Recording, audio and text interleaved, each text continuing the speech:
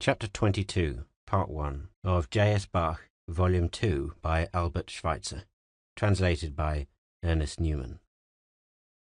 The musical language of the chorales, pictorial and symbolical representation. Where a chorale text offers him a picture, however external it may be, Bach takes this as the basis of his music. Durch Adams Fall ist ganz verderbt. Through Adam's fall mankind fell too, 5, number 13, is depicted by the following basso ostinato.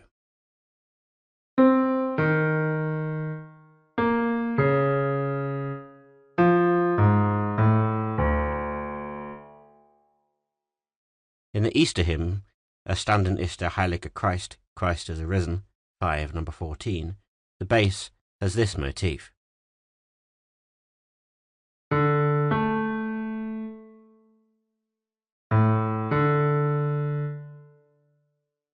While in the other part we find progressions like this.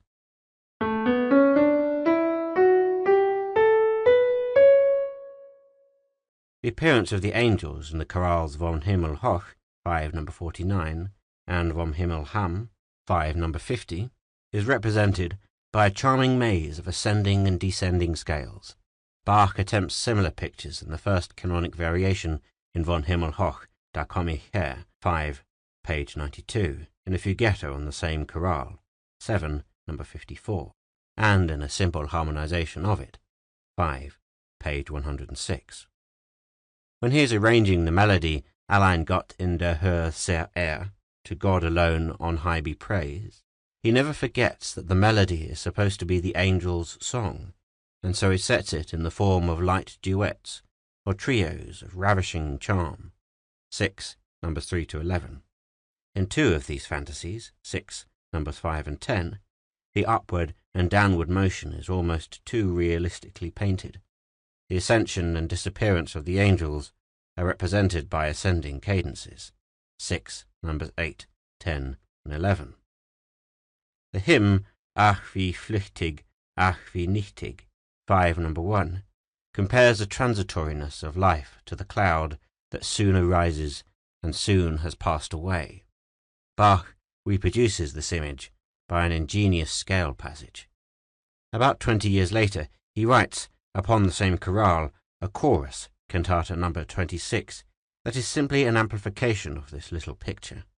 The same design, only in rather more energetic strokes, is seen in the first chorus of the secular cantata Der Zufriedengestellte Alsace, in which Bach represents the play of the unchained winds, driving the clouds over the sky in all directions. The three examples, showing the unchangeable nature of Bach's musical language, are here shown together. Chorale Prelude, Ach wie flüchtig, ach wie nichtig, 5, number 1.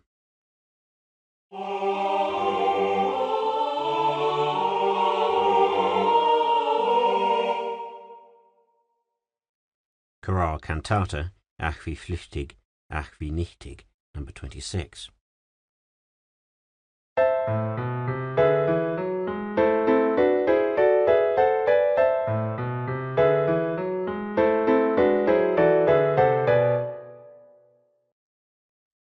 Der Zufriedengestellte Aeolus, Drama per Musica.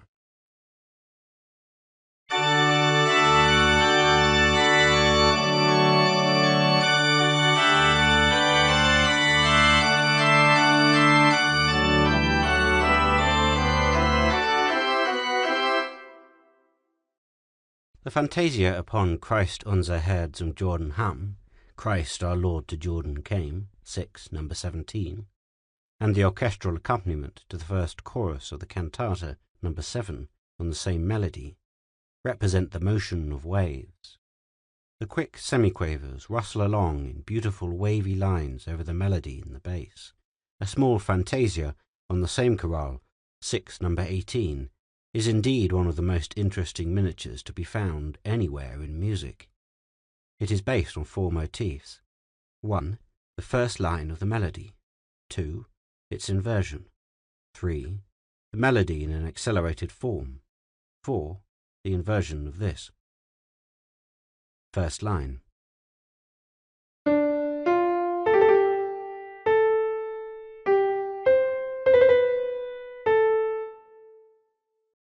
inversion of this.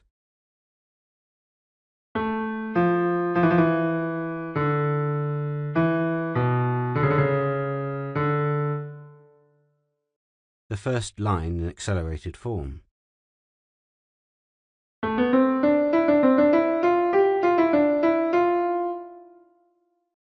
Inversion of this.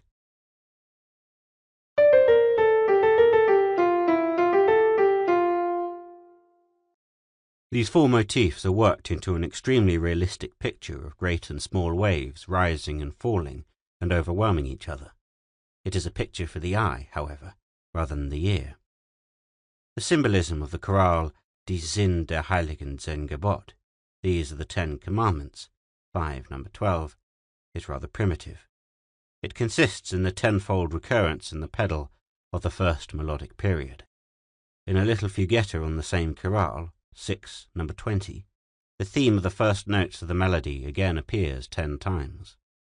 The symbolism of the great chorale prelude on this catechism hymn, 6 number 19, is more profound. It aims at reproducing the dogma of the text.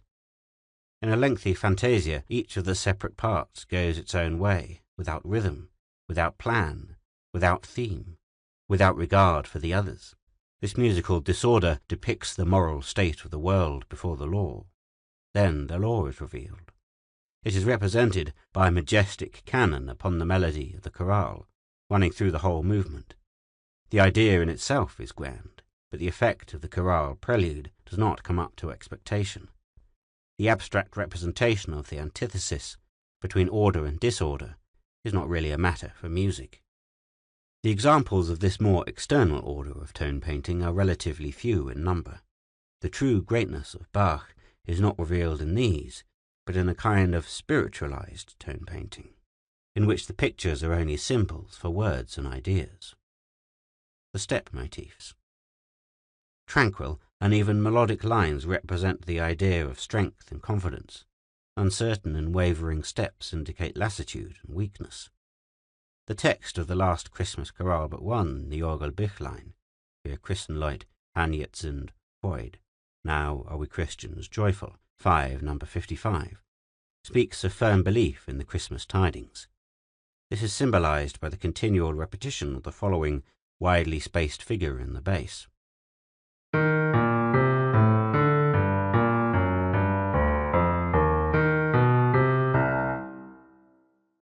The interpretation of it might be thought too daring if Bach had not similarly expressed the idea of confident faith in other chorales. The great prelude upon Wir glauben all in einem Gott, 7 number 60, is particularly interesting in this connection. It consists of a gentle, almost dreamy fantasia upon the motif of the first line of the chorale text. In order to understand to what extent this music reproduced the credo for Bach, we must bear in mind the definition of faith in Luther's catechism, according to which its essence consists in childlike love and trust in the Father. The conception of faith as absolute confidence is expressed in the step motif of the bass.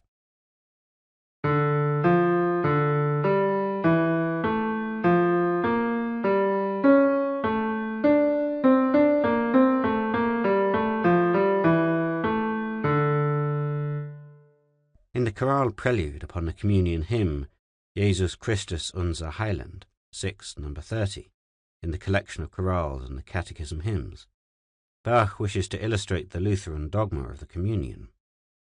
We know that Luther was opposed to the rationalism of Zwingli, who regarded the sacramental words as symbolical and the whole celebration as a simple ceremony of remembrance.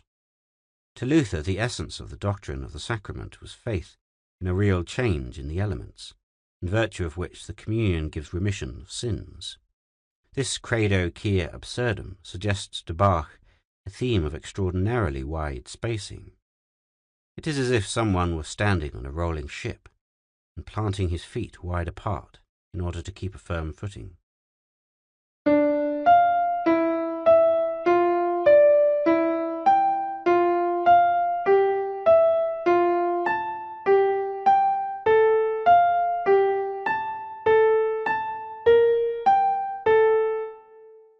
This theme is characteristic rather than musical, and Bach develops it at too great length. The cantus firmus of the melody that should hold the whole together is split up into fragments, with long interludes between them. The total effect of the work is thus not organic. This may also be said in general of almost all the larger arrangements of the catechism hymns in the third part of the Klavierübung. They are constructed on the same plan as the chorales of the Orgelbewegung, the sentiment of the words finding expression in a characteristic motif that plays round the cantus firmus. In the Orgelbewegung the effect is excellent because the movements are short and are held together by the melody that runs uninterruptedly through them. As soon, however, as the characteristic motif, instead of merely accompanying the melody, contrapuntally becomes an independent picture in which the lines of the cantus firmus follow one another at long intervals, we get a piece of music that is neither intellectually nor formally satisfactory. Not intellectually, because the characteristic motif now aims at being something more than the poetical illustration of the melody, and not formally, because the work necessarily becomes formless. The chorales of the Orgelbewegung are Dürer engravings in music. The long chorale preludes and the Klavierübung are like etchings done on the scale of big canvases. Wavering steps symbolize lassitude. In the chorale Herr Gott, nun schleust dem Himmel auf, 5, number 24, the text speaks of a man who has finished his course, and now goes with weary steps to the gate of eternity. In the rhythm of the bass we hear the uncertain steps of the pilgrim.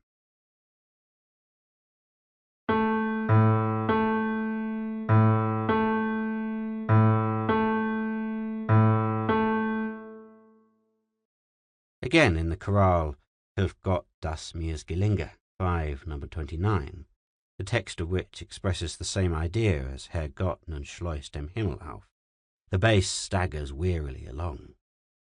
In the chorale Da Jesus an dem Kreuzer stund, 4, number 9, the drooping of the exhausted body of Jesus on the cross is expressed in the following rhythm.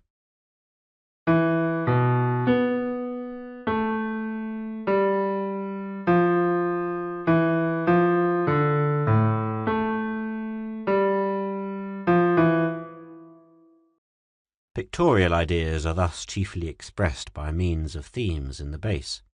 Böhm's basso ostinato plays a great part in Bach's chorales. Nepur natus in Bethlehem, 5, number 46, the text of which describes the adoration of the wise men from the east. The bass depicts a constant succession of deep obeisances.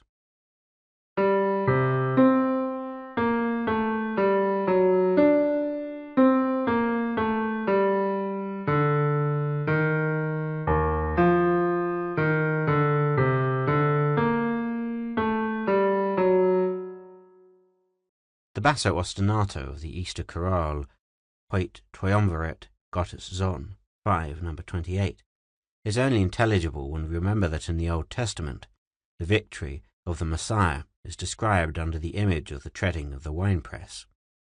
It is in this conception that the haughty steps of the bass in Bach's prelude have originated.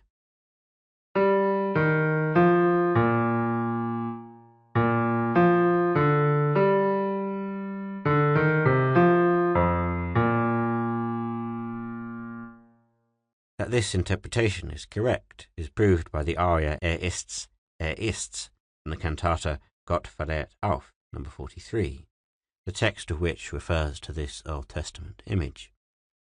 Here again Bach's music suggests a haughty stamping movement. He does not hesitate to use even intervals like these.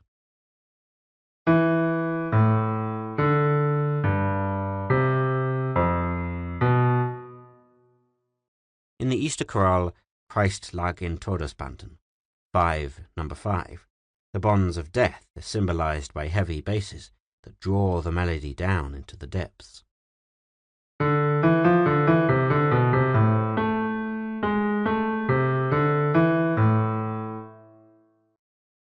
The motifs of beatific peace. When Bach wishes to express a certain kind of intimate gladness or blissful adoration, he often employs a rhythmical motif that may be seen in its typical form in the chorale Herr Gott nun sei gepriset, 5 number 22.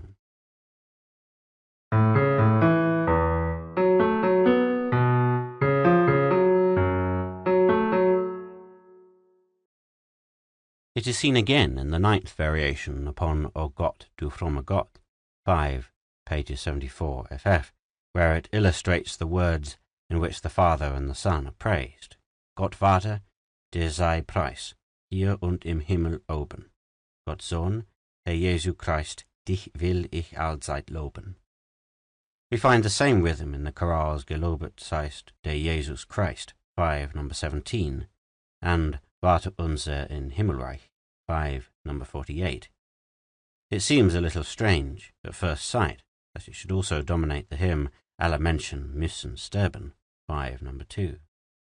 Bach's music takes its character from the end of the first verse, that speaks of death, as a Genesen zu der großen Herrlichkeit, die den Frommen ist bereit, the recovery to the great glory that is prepared for those who love God. The melody of the hymn that speaks of the inevitability of death is thus enveloped in a motif that is lit up by the coming glory. The rhythm often appears so veiled and disguised that we are hardly conscious of it at first. In these cases it represents this particular emotion in its deepest and most intimate form. It is by means of a rhythm of this kind that Bach expresses, for example, the mystic adoration in the chorale Jesu meine Freude, 5, number 31.